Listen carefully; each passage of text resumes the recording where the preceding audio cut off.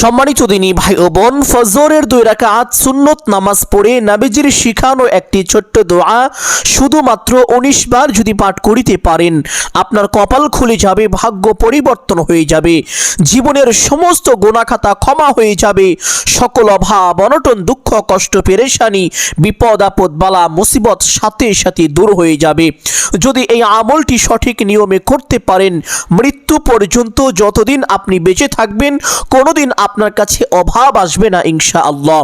বিশেষ করে এই আমলটি আপনি যেই দিন থেকে শুরু করবেন ওই দিন থেকেই আল্লাহ তাআলা চতুর্দিক থেকে আপনার টাকা পয়সা ধন সম্পদে বরকত দান করবেন, রুজি রোজগারে বৃষ্টির মতন বরকত হবে, সংসারে প্রচুর পরিমাণ উন্নতি হবে ইনশাআল্লাহ। সম্মানিত দিনী ভাই ও বোন আমার, এই আমলটি কখন করিবেন, কিভাবে করিবেন, প্রত্যেকটি বিষয় আপনাদেরকে সুস্পষ্টভাবে বলে দিব। সকলেই গভীর মনোযোগ দিয়ে শুনবেন ইনশাআল্লাহ। যারা ঋণগ্রস্ত আছেন, লক্ষ লক্ষ কোটি কোটি টাকা ঋণ করে ফেলেছেন, অনেক চেষ্টা করেছেন ঋণ পরিশোধ করার জন্য, কিন্তু কোনোভাবে আপনার ঋণ পরিশোধ হচ্ছে না। আপনি যদি ফজরের 2 রাকাত সুন্নত নামাজ পড়ে এই আমলটি করতে পারেন, আপনার ঋণের পরিমাণ যদি পাহাড় সমান হয়ে থাকে, আল্লাহ নবী সাল্লাল্লাহু আলাইহি ওয়াসাল্লাম বলেছেন আল্লাহ তাআলা আপনার সমস্ত ঋণ কুদরতিভাবে পরিশোধ করে দিবেন। সুবহানাল্লাহ। অনেকেই অনেক রকম সমস্যায় জর্জরিত হয়ে আছেন, অনেকে আছেন যাদের সন্তানাদি হয় না, তারাও যদি এই আমলটি করতে পারেন আল্লাহ তাআলা তাদেরকে সন্তানাদি দান করবেন। অনেকেই বিদেশ যেতে চান, ভালো ভিসা পান না, ভালো কাজের সন্ধান পান না, তারা যদি এই আমলটি করেন আল্লাহ তাআলা তাদেরকে ভালো কাজের ব্যবস্থা করে দিবেন, ভালো ভিসার ব্যবস্থা করে দিবেন। অনেকে চাকরি খুঁজছেন, লেখাপড়া করেছেন, সব কিছুই ঠিকঠাক আছে, কিন্তু টাকা পয়সা না থাকার কারণে, ঘুষ দিতে না পারার কারণে আপনার চাকরিটা হচ্ছে না। আপনি এই আমলটি করুন, আল্লাহ তাআলা স্বয়ং নিজে আপনাকে সাহায্য করবেন, কুদরতিভাবে চাকরির ব্যবস্থা করে দিবেন। সুবহানাল্লাহ। এক কথায় এই আমল করে আপনি যা চাইবেন আল্লাহ তাআলা আপনাকেই তাই দান করিবেন। নবীজি সাল্লাল্লাহু আলাইহি ওয়াসাল্লাম ওয়াদা করে আল্লাহ তাআলা কসম করে বলেছেন, যেই ব্যক্তি এই দোয়ার মাধ্যমে আল্লাহ তাআলার কাছে কোনো কিছু চাই, আল্লাহ তাআলা তাকে কখনোই খালি হাতে ফিরিয়ে দেন না, অবশ্যই তার চাওয়াকে পূরণ করে থাকেন। সুবহানাল্লাহ। সম্মানিত দিনী ভাই বোন, এই আমলটি করার জন্য ফজরের আজান হওয়ার সাথে সাথে ঘুম থেকে উঠে যাবেন। ঘুম থেকে উঠে চেষ্টা করিবেন মিসওয়াক করে নেওয়ার জন্য। যদি মিসওয়াক না থাকে তাহলে অবশ্যই ব্রাশ করে নেবেন, অতঃপর উত্তম রূপে অজু করবেন। অজুটা সুন্নত তরিকায় যদি করতে পারেন তাহলে বিশেষ 2টি পুরস্কার পাবেন। 1 নাম্বার পুরস্কার, অজুর সময় যে অঙ্গগুলো ধৌত করবেন, অঙ্গগুলো ধোয়ার সময় যে পানিগুলো ঝরে যায়, এই ঝরে যাওয়া পানির সাথে সাথে নবীজি বলেছেন আপনার গুনাহগুলো ঝরে যাবে। 2 নাম্বার পুরস্কার, আপনি অজুর সময় যে অঙ্গগুলো ধৌত করেন, এই অঙ্গগুলো দিয়ে কাল হাসরের ময়দানে নূরের জ্যোতি বের হবে। নবীজি বলেছেন এই নূরের জ্যোতি দেখে কাল হাসরের ময়দানে আপনাকে চিনতে পারবেন। চিনার পরে নবীজি আপনাকে নিয়ে আল্লাহ তাআলার দরবারে সুপারিশ করে নিরাপদে জান্নাতে পৌঁছে দিবেন। সুবহানাল্লাহ। শুধু তাই নয়, আপনি যদি সুন্নত তরিকায় অজু করতে পারেন তাহলে নবীদের সঙ্গে আপনার হাসর হবে। নবীজি সাল্লাল্লাহু আলাইহি ওয়াসাল্লাম বলেন আলমারউ মা'a মান আহাব্বা, যার সাথে যার মহব্বত তার সাথে তার কিয়ামত। আপনি যদি নবীজিকে মহব্বত করে সুন্নত তরিকায় অজুটি করেন তাহলে নবীজির সঙ্গে আপনার হাসর হবে। কতই না সৌভাগ্যবান হবেন আপনি। নবীজি সাল্লাল্লাহু আলাইহি ওয়াসাল্লামের সাথে কাল কিয়ামতের ময়দানে, কাল হাসরের ময়দানে আপনি উঠতে পারবেন। সুবহানাল্লাহ। সম্মানিত দিনী ভাই ও বোন আমার, অজু শেষ করে আপনার ডান হাতের শাহাদাত আঙ্গুলটি আসমানের দিকে সোজা করে দিয়ে একটি ছোট্ট কালিমা একবার যদি পাঠ করতে পারেন, আল্লাহ নবী সাল্লাল্লাহু আলাইহি ওয়াসাল্লাম বলেছেন আল্লাহ তাআলা আপনার জন্য জান্নাতের 8টি দরজা খুলে দিবেন। আপনি জান্নাতের যেই দরজা দিয়ে ইচ্ছে সেই দরজা দিয়ে সসম্মানে বিনা হিসাবে জান্নাতে প্রবেশ করতে পারবেন, আপনার জন্য কোনো বাধাই থাকবে না। সুবহানাল্লাহ। সম্মানিত দিনী ভাই ও বোন আমার, আপনি যদি চান আপনার জান্নাতে যাওয়ার পথ অতি সহজ হোক, সুগম হোক, তাহলে অবশ্যই প্রত্যেক ওজুর পরে ছোট্ট কালিমাটি একবার এইভাবে পাঠ করিবেন, আশহাদু আল্লা ইলাহা ইল্লাল্লাহু ওয়াহদাহু লা শারীকা লাহু ওয়া আশহাদু আন্না মুহাম্মাদান আবদুহু ওয়া রাসূলুহু। কালিমাটি পাঠ করা শেষ করে একটি পবিত্র স্থানে চলে যাবেন, গিয়ে কিবলামুখী হয়ে দাঁড়িয়ে ফজরের 2 রাকাত সুন্নত নামাজ পড়বেন 2টি সূরা দিয়ে।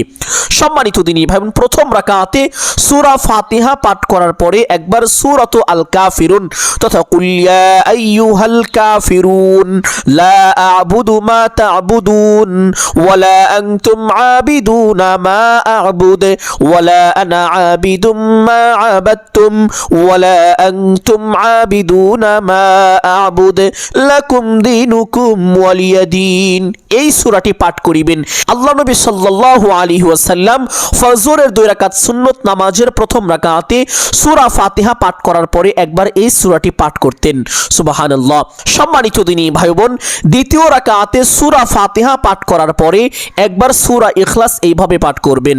বিসমিল্লাহির রহমানির রহিম কুল হুয়াল্লাহু আহাদ আল্লাহুস সামাদ লাম ইয়ালিদ ওয়া লাম ইউলাদ ওয়া লাম ইয়াকুল লাহু কুফুয়ান আহাদ।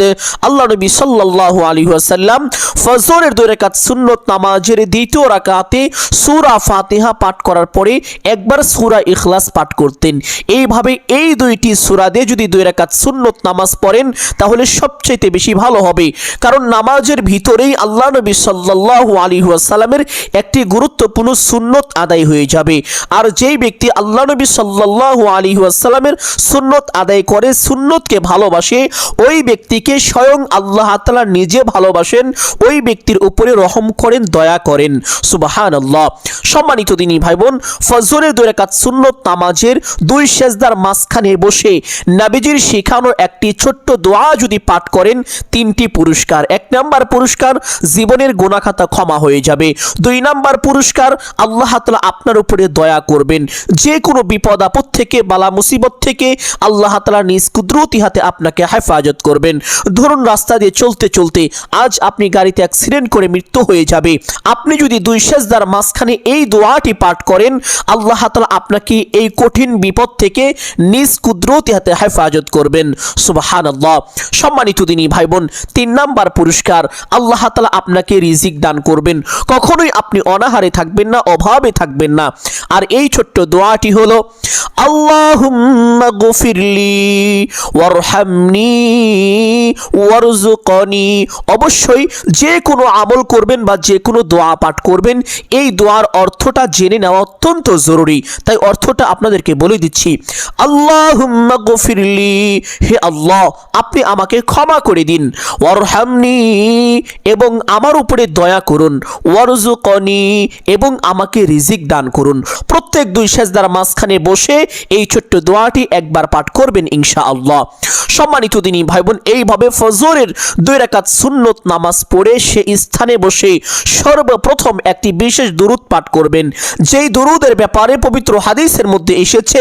আল্লাহ নবী সাল্লাল্লাহু আলাইহি ওয়াসাল্লাম বলেছেন, যেই ব্যক্তি এই দুরূদ একবার পাঠ করে, আল্লাহ তাআলা ওই ব্যক্তির উপরে সাথে সাথে 10টি রহমত নাজিল করেন, তাকে বড় বড় 10টি বিপদ থেকে আল্লাহ তাআলা স্বয়ং নিজ কুদরতি হাতে হেফাজত করেন।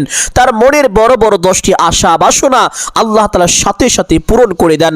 তার আমল নামায় কমপক্ষে 10টি নেকি দান করেন, তার জীবন থেকে কমপক্ষে 10টি গুনাহ খাতা ক্ষমা করে দেন। সুবহানাল্লাহ। শুধু তাই নয়, যখন কোনো বান্দা কোনো বান্দি নবীজির উপরে এই দুরূদটি পাঠ করে, আল্লাহ তাআলার একদল বিশেষ ফেরেশতা ওই বান্দা বান্দির জন্য আল্লাহ তাআলার কাছে রহমত ও মাগফিরাতের দোয়া করতে থাকে। সুবহানাল্লাহ। ফেরেশতারা বলে, হে আল্লাহ আপনি ওই ব্যক্তিকে ক্ষমা করে দিন, হে আল্লাহ ওই ব্যক্তির সকল হাজত পূরণ করে দিন, হে আল্লাহ ওই ব্যক্তির সকল বালা মুসিবত, অভাব অনটন, বিপদ আপদকে আপনি দূর করে দিন, হে আল্লাহ ওই ব্যক্তির উপরে শান্তি বর্ষণ করুন। সুবহানাল্লাহ। ফেরেশতারা এইভাবে আল্লাহ তাআলার কাছে কাকুতি মিনতি করে করে দোয়া করতে থাকে। সম্মানিত দিনী ভাই বোন, এই জন্য সকলেই চেষ্টা করিবেন এই বিশেষ দুরূদটি পাঠ করার জন্য। দুরূদটি হলো আল্লাহুম্মা সাল্লি ওয়া সাল্লিম আলা নবিয়িনা মুহাম্মদ। উঠতে বসতে চলতে ফিরতে যখনই সময় পাবেন চেষ্টা করিবেন দুরূদটি বেশি বেশি পাঠ করার জন্য। আমলের সময় কমপক্ষে 19 বার পাঠ করবেন। আর যদি এই দুরূদটি পাঠ করতে না পারেন, যদি মুখস্থ না থাকে, তাহলে ছোট্ট দরুদ সাল্লাল্লাহু আলাইহি ওয়াসাল্লাম 19 বার পাঠ করবেন। পাঠ করা শেষ করে একটি ছোট্ট ইস্তেগফার পাঠ করবেন, যে ইস্তেগফারের ব্যাপারে পবিত্র হাদিসের মধ্যে এসেছে। হাদিসটি বর্ণনা করেছেন আল্লাহর নবী সাল্লাল্লাহু আলাইহি ওয়াসাল্লামের চাচাতো ভাই হযরত আব্দুল্লাহ ইবনে আব্বাস রাদিয়াল্লাহু তাআলা আনহু। তিনি বলেন, আল্লাহর নবী সাল্লাল্লাহু আলাইহি ওয়াসাল্লাম বলেছেন, যেই ব্যক্তি বেশি বেশি ইস্তেগফার করে আল্লাহ তাআলা তার গুনাহ খাতা ক্ষমা করে দেন, তার সকল সংকট দূর করে দেন এবং আল্লাহ তাআলা তাকে এমন এমন জায়গা থেকে রিজিক দান করেন যা সে কখনো কল্পনাও করতে পারেনি। সুবহানাল্লাহ। আর সেই ছোট্ট ইস্তেগফারটি হলো আস্তাগফিরুল্লাহাল্লাযী লা ইলাহা ইল্লা হুয়াল হাইয়ুল কাইয়্যুম ওয়া আতুবু ইলাইহি। যদি এই ইস্তেগফারটি না পারেন তাহলে এই ছোট্ট ইস্তেগফারটি পাঠ করবেন, আস্তাগফিরুল্লাহাল আযীম ইন্নাল্লাহা গফুরুর রহিম। সম্মানিত দিনী ভাই বোন, উঠতে বসতে চলতে ফিরতে যখনই সময় পাবেন বেশি বেশি ইস্তেগফারটি পাঠ করার চেষ্টা করবেন এবং আমলের সময় কমপক্ষে 19 বার পাঠ করবেন। ইস্তেগফারটি পাঠ করা শেষ করে 19 বার বিসমিল্লাহির রহমানির রহিম সহি শুদ্ধ করে এইভাবে পাঠ করবেন, বিসমিল্লাহির রহমানির রহিম, বিসমিল্লাহির রহমানির রহিম, বিসমিল্লাহির রহমানির রহিম। এইভাবে একাধারে 19 বার বিসমিল্লাহির রহমানির রহিম পাঠ করবেন। পাঠ করা শেষ করে নবীজির শিখানো একটি ছোট্ট দোয়া 19 বার পাঠ করবেন এইভাবে, আল্লাহুম্মা ইন্নী আসআলুকাল হুদা ওয়াত التقى والعفاف والغنى اللهم إني أسألك الهدى والتقى والعفاف والغنى। দোয়াটি এইভাবে 19 বার পাঠ করা শেষ করে একটি ছোট্ট দোয়ার মাধ্যমে আল্লাহ তাআলার কাছে হালাল ও উত্তম রিজিক চাইবেন, যেই দোয়ার মাধ্যমে স্বয়ং আল্লাহর নবী সাল্লাল্লাহু আলাইহি ওয়াসাল্লাম আল্লাহ তাআলার কাছে হালাল ও উত্তম রিজিক চেয়েছেন। আর সেই ছোট্ট দোয়াটি হলো, আল্লাহুম্মা রযুকনি রিজকান হালালান তাইয়্যিবা। এই দোয়ার অর্থ হলো, হে রিজিকের মালিক আল্লাহ, আপনি আমাকে হালাল এবং উত্তম রিজিক দান করুন। সুবহানাল্লাহ। ছোট্ট দোয়াটি সহি শুদ্ধ করে 19 বার পাঠ করবেন। পাঠ করা শেষ করে অভাব অনটন দূর করার জন্য এবং পাহাড় সমপরিমাণ ঋণ থাকলেও তা পরিশোধ করার জন্য, দুঃখ কষ্ট পেরেশানি বিপদ আপদ থেকে রক্ষা পাওয়ার জন্য নবীজি সাল্লাল্লাহু আলাইহি ওয়াসাল্লাম হযরত আলী রাদিয়াল্লাহু তাআলা আনহুকে একটি দোয়া শিখিয়েছিলেন। সেই দোয়াটি পাঠ করবেন। এই দোয়ার একটি ছোট্ট ঘটনা রয়েছে। একদিন একজন হতদরিদ্র গরিব অসহায় ব্যক্তি হযরত আলী রাদিয়াল্লাহু তাআলা আনহুর কাছে চলে আসলেন। এসে বললেন, হে ভাই আলী, আমাকে কিছু সাহায্য করুন, খুব কষ্টের মধ্যে আছি, অনেক ঋণ করে ফেলেছি, কোনোভাবে ঋণ পরিশোধ করতে পারছি না, যেদিকেই যাই ব্যর্থ হয়ে যাই, সফল হতে পারি না, দুঃখ দুর্দশা বিপদ আপদ বালা মুসিবত অভাব অনটন আমাকে গ্রাস করে ফেলেছে, আমি কোনোভাবেই এই অভাব থেকে মুক্তি পাচ্ছি না, হে ভাই আলী আমাকে কিছু সাহায্য করুন।